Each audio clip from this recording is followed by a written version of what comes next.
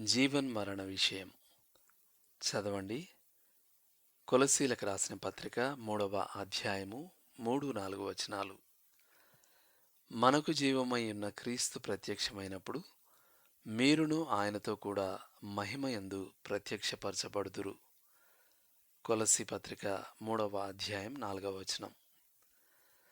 మన కోసం క్రీస్తు చనిపోవడం మాత్రమే కాదు, అంటే ప్రాతినిధ్యం వహించడం మాత్రమే కాదు, మనం కూడా ఆయనతో చనిపోయాం, అంటే ఐక్యము కలిగి ఉన్నాం.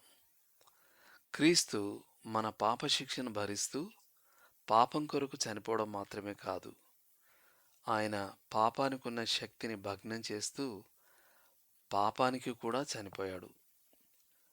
మనం పరిశుద్ధాత్మ కార్యం ద్వారా క్రీస్తులో ఉన్నాం గనుక కొరింథీ మొదటి పత్రిక 12వ అధ్యాయం 13వ వచనం, మనం క్రీస్తుతో పాటు మరణించాం, అంటే మనల్ని నియంత్రించగోరే ప్రాచీన పాప స్వభావంపై మనం జయం పొందగలమని అర్థం. ఒకరెవరో అన్నారు, మీకు ఏ విషయంలో ఉత్సాహం తనుకొస్తుందో అదే జీవితం అని. ఓ పిల్లవాడికి ఓ బేస్బాల్ గేమ్ గురించో లేక ఐస్ క్రీమ్ కోన్ గురించో మాట్లాడితే ఉత్సాహం పెళ్ళుబికి రావచ్చు. ఓ టీనేజ్ కుర్రాడికి కార్ల గురించో ఇష్టమైన అమ్మాయిని కలుసుకోవడం గురించో ప్రస్తావిస్తే ఉత్సాహం ఉరకలు వేయొచ్చు. పౌలైతే నా మట్టుకైతే బ్రతుకుట క్రీస్తే అన్నాడు. ఫిలిప్పీ 1:21. పౌలు యొక్క జీవితం క్రీస్తు గనుక క్రీస్తుకు సంబంధించిన ఏ విషయమైనా అతని ప్రాణం లేచి వచ్చేది. ప్రతి విశ్వాసి విషయంలోనూ ఇది ఇలాగే ఉండాలి.